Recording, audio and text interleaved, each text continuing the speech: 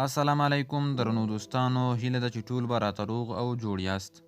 درنو دوستانو، په نننۍ ویډیو کې درته څو مهم خواړه یادوم چې په خوړلو سره به یې تل خوشحاله اوسئ او د خوشحالۍ او آرامۍ احساس به کوئ. نو هیله ده چې ویډیو راسره تر پایه وګورئ او زموږ یوټیوب چینل مو که تر اوسه نوي سبسکرایب کړئ نو دا هم در سره سبسکرایب کړئ.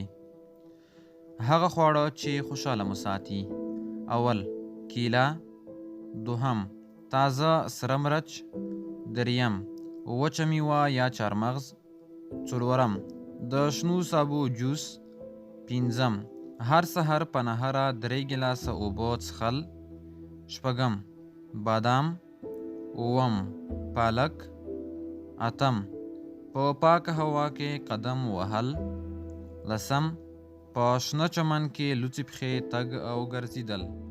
له ویډیو لیدلو مو